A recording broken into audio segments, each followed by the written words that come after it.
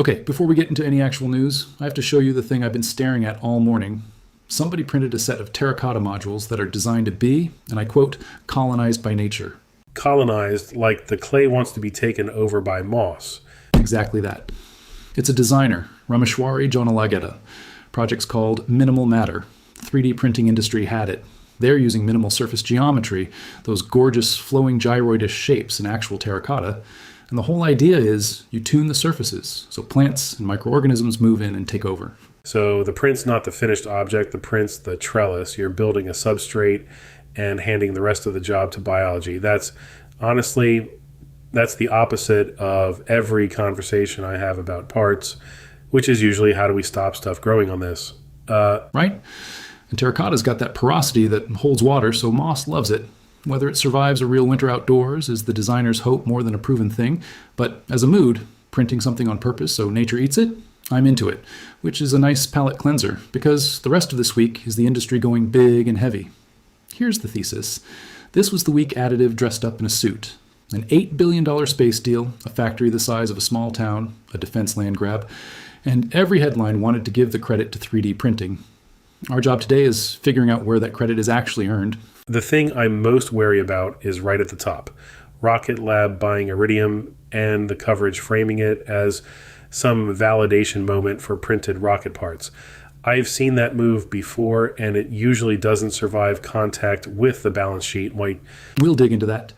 We've also got Velo 3D opening a monster metal factory, a whole wave of defense and maritime additive manufacturing news, recycled car scrap becoming metal powder, Bambu's new, safer filament, which, callback, we side-eyed the marketing on a couple weeks back.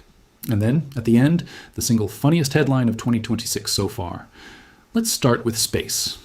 So, Rocket Lab announced a definitive agreement to acquire Iridium, the satellite operator, in a deal valued at roughly $8 billion, cash and stock. The 3D printing industry ran it this week, and the framing is that this creates a vertically integrated space company. They build and launch the rockets, and now they own a satellite constellation, and its subscribers too. And it was on a 3D printing site because Rocket Lab is famous for printing its Rutherford engines. That's a real, genuine additive success story, no argument. But let's be careful about what this deal is and isn't. Quick one for anyone who doesn't live in aerospace. Vertically integrated. What does that actually buy you? It means you own the whole chain instead of renting pieces of it. Rocket Lab makes the launch vehicle, so now instead of launching other people's satellites for a fee, they can launch their own constellation and sell the service on top. That is subscriptions, data, connectivity. You capture margin at every step instead of handing it to a customer. That's the business logic. Okay, so why does this matter to someone like me sitting at a printer at home? Is this a 3D printing story at all? That's exactly the question, and here's where I get twitchy. The significance line being pushed is that this deal validates 3D printed components, reaching a maturity that enables consolidation at the top of the space sector. And come on, that's a leap. Say more, because on the surface, it sounds reasonable. Rocket Lab prints engines. Rocket Lab is now worth enough to buy an $8 billion company, therefore printing works? Because this deal isn't about engines. You buy Iridium for its orbital slots, its spectrum rights, and its recurring subscription revenue. That's the prize. Regulated radio spectrum is genuinely scarce, and a constellation already up there with paying customers is a cash machine. None of that has anything to do with how the rocket nozzle got manufactured. So the printing helped make Rocket Lab a viable launch company in the first place. Cheaper engines, faster iteration. But the acquisition is about something else entirely. Right, additive is a reason Rocket Lab exists and can move fast. I'll give it that all day. But conflating a company that uses additive manufacturing did a big deal with additive manufacturing, enabled the big deal. That's the kind of sentence that ends up in a vendor slide deck. And then 6 months later, someone's using it to justify a purchase order. And I'll flag the other soft spot as the reporter in me. This is a very fresh corporate announcement. We've got one trade outlet reporting the $8 billion figure. Definitive agreement is not a closed deal. That's the part I'd hold loosely. A deal this size goes through regulatory review, spectrum, antitrust, foreign ownership rules on satellite assets. The $8 billion is the announced valuation. The terms can shift, and these things can stretch out or get restructured. I'm not saying it won't happen. I'm saying announced and done are two very different columns in my spreadsheet. It does fit a pattern, though. We flagged Dawn Aerospace raising a Series B recently, all this new space money moving around, and additives genuinely woven through a lot of it. It is woven through, and that's the honest version of the story. Printing helped birth a generation of launch companies that could actually compete. That's huge, and it's true. It just doesn't need the $8 billion headline to prove it. The engine's already proved it quietly, one hot fire at a time. So the takeaway for the listener, cool deal, real company, but if someone tells you this is proof that 3D printing has arrived, the printing arrived years ago. This is a Spectrum and Subscribers deal wearing an additive t-shirt. Perfectly put. Watch it as a business story. Just don't let anyone sell you the engine as the reason. Let's talk materials. And I want to start with the one that made me actually happy this week. Valand, Italian manufacturer working with university partners on a project called To Zero, confirmed they can turn recycled automotive aluminum scrap into powder that works for laser powder bed fusion. Voxel Matters and 3DPI both had it. Quick catch up for anyone new. Laser powder bed fusion, LPBF, is the workhorse metal process. You spread a thin layer of fine metal powder. A laser melts the cross section. You spread the next layer, repeat. The powder is a huge chunk of the cost and the carbon footprint because normally it's virgin material, atomized fresh. Making it from scrap is a genuinely big deal. And they say it cut the carbon footprint of a demonstrator part. That's the sustainability headline. What I appreciated is they were honest about the catch. There's a print speed gap versus virgin powder. Which is refreshing, actually. Most launches bury the limitation. They put it right in the summary. Suitable, but not full parity. Recycled powder tends to have more variation in particle shape and size, more oxide content, so you dial the laser back to get clean melting, slower, but it prints. That's a real result, not a promise. The carbon number I'd want to see nailed down. They didn't specify the methodology, cradle to gate versus cradle to grave, that kind of thing. Sure, and that matters for the marketing, but for once, I don't feel the need to hammer it. It's a research project. Being upfront about a limitation, that earns some goodwill. If the scrap to powder loop closes even part way, for automotive, that's material cost and emissions down at the same time. I'll take slower for that. Okay, contrast that with the next one, which is more of a squint. Bambu Lab launched PLA Pure, a filament they say is engineered specifically to reduce emissions and improve safety for home printing. Indoor air quality angle. And we flagged this exact product a couple weeks ago when it was mostly a marketing tease. Now it's shipping. And I still have the same question. Reduce emissions relative to, what, by how much, measured how. To be fair to the premise, the underlying concern is real. There are published studies on ultrafine particles and VOCs off desktop FDM.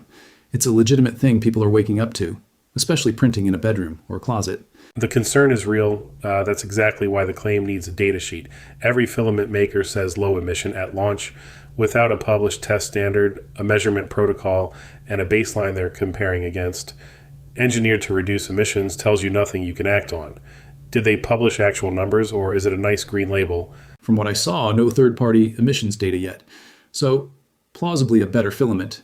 Genuinely good that they're thinking about it, but the safety claim is a claim until someone measures it. And I'd rather people spend the money on an enclosure and a bit of ventilation than trust a filament label to make a badly ventilated room safe. The material can help. It's not a substitute for airflow. Last material's one, and this is the one I got excited about and then read the word industrial. Haygears announced the G1 series, desktop 3-in-1 system, and all 3DP's framing is, it brings industrial full-color 3D printing home. Industrial full color on a desktop. Okay, what's the spec that makes it industrial? That's the whole. The launch talks up the 3-in-1 workflow, print, wash, cure, and full color. But I couldn't find resolution, color gamut, or mechanical property numbers. Because industrial full color means something specific in the trade.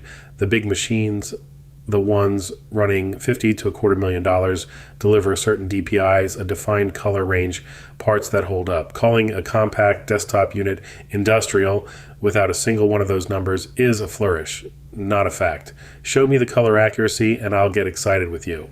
Here's the honest part. If it's even decent full color at a real desktop price, That's fantastic for small studios doing models and prototypes. I just want them to sell it on what it actually does, not borrow a word from machines that cost 40 times more. Exactly. Affordable color prototyping would have been a great, honest pitch. Industrial is the part I'd wait for a spec sheet on before I quoted it to anyone. All right, my corner of the show, and it was a loud week. Start with Velo 3D. They opened a new advanced manufacturing facility in Livermore, California.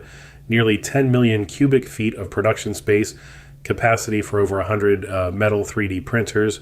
TCT and 3DPI both covered it. This is one of the largest single-site metal additive manufacturing capacity commitments we've seen. 100 printers under one roof. That's the part that makes it feel like a real factory and not a lab. Is 100 machines actually running, though? That's the nuance, and it's an important one. Capacity to house over 100 is a floor space statement. It's the size of the building, not the count of installed machines. Nobody's claiming 100 are bolted down and humming today. But committing to that footprint is a signal. You don't lease 10 million cubic feet on a whim. And it's aimed at defense and aerospace, which is the theme of the whole segment this week, apparently. It is, and that leads right into the wave. Several things landed at once.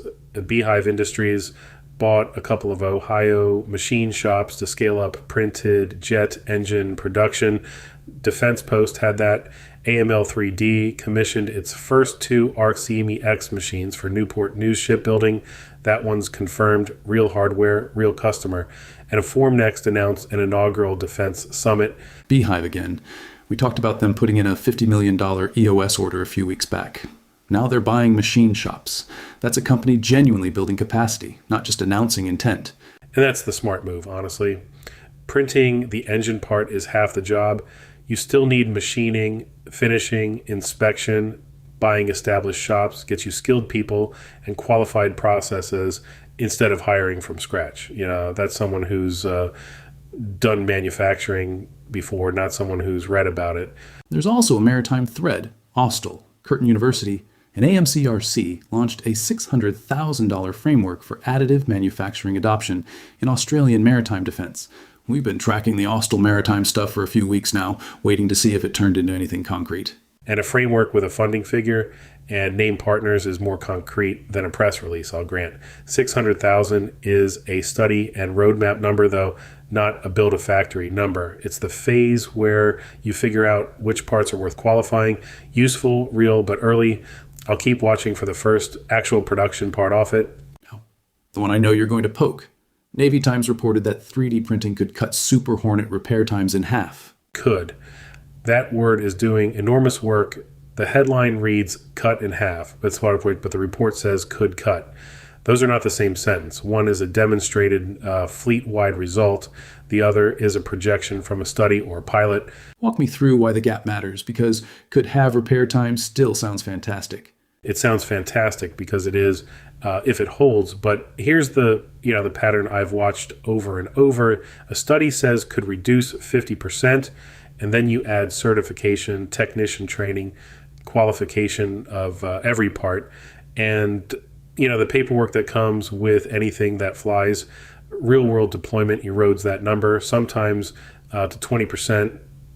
Sometimes it's still great, but it's rarely the lab figure. So the question you'd ask is there production part data behind this, or is it still a slide? That's the whole question. If they've got a qualified repair part flying and turnaround data across multiple aircraft, incredible, print it on a banner. If it's a projection from a demonstration, it's promising, and I want to see it proven. The direction is right either way. Sitcho spares on demand is exactly where additive earns its keep in defense. Just mind the conditional. One more quick, because it's a good sign. Vulcan Forms secured about $21.25 million in Massachusetts state tax credits, the EDA program, for an expansion at their Devon site up to 1 million square feet. Part of a broader $52 million state manufacturing push.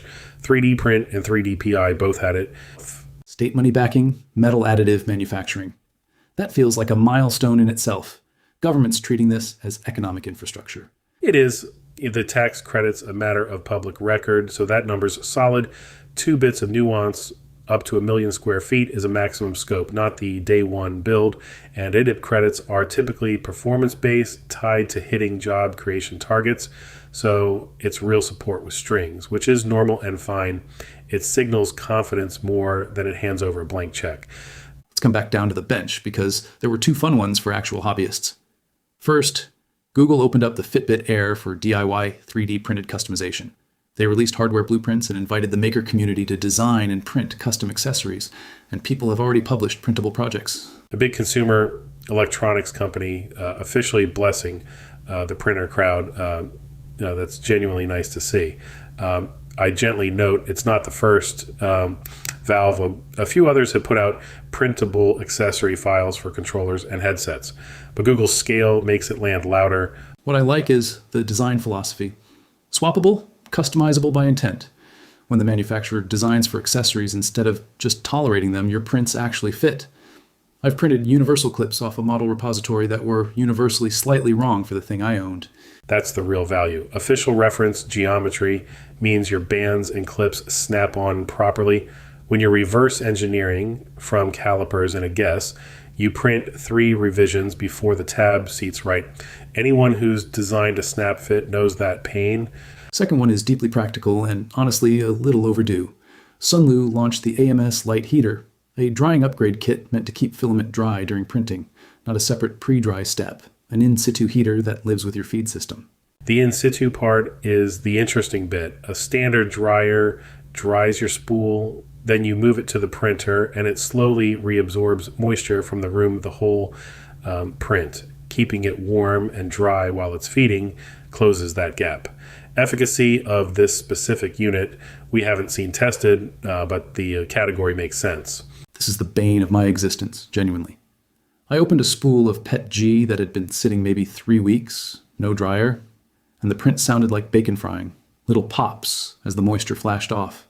Stringing everywhere, layer adhesion garbage. Bacon is not the sound you want. Bacon means water. That crackle is trapped moisture boiling out of the melt. PET G and nylon are the worst for it. Nylon will drink water straight out of humid air in a day. So anything that keeps the feed dry through a long print is solving a real daily problem, not a marketing one. Okay, deep breath. The hype signal.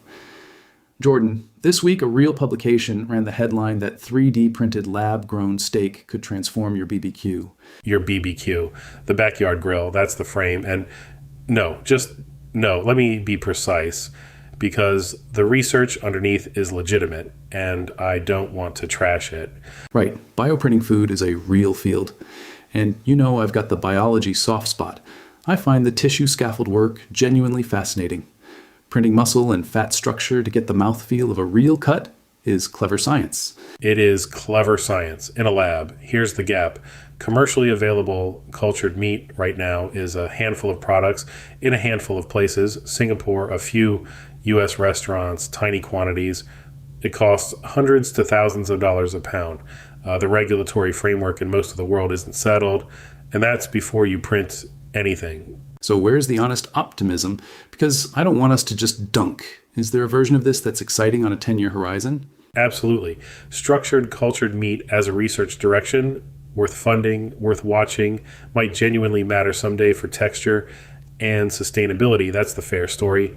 The dishonest story is could transform your BBQ, which implies imminent, affordable, on your grill this summer. It's a solution decades and a fortune away, dressed up as a 4th of July cookout. So the tell for listeners, when a lab-scale demonstration gets a consumer lifestyle headline, transform your kitchen, coming to your garage? That's the tell. Interesting research gets a costume, ask 2 questions. Can you buy it, and what does it cost? For this, the answers are basically no, and more than your car. Fascinating lab work, nowhere near your grill. File it under someday, not this weekend. Let's land it with one thing to try, and it comes straight out of that Sunlu story. And my bacon incident. This week, before you spend a dime on a new dryer, do the free experiment. Take a spool you suspect is wet, print a quick stringing test tower, then dry that same spool properly and print the identical tower again. And the tip, dry it low and slow. Don't crank the heat. You'll deform the spool or soften the filament. PLA around 45-50, PET G and nylon a bit higher. several hours, then run the exact same file, same settings, so the only variable is moisture. Seeing your own before and after towers is more convincing than any product page. And if the second tower is clean, you've just learned whether an in-situ heater is worth it for how you print, instead of taking the marketing's word for it.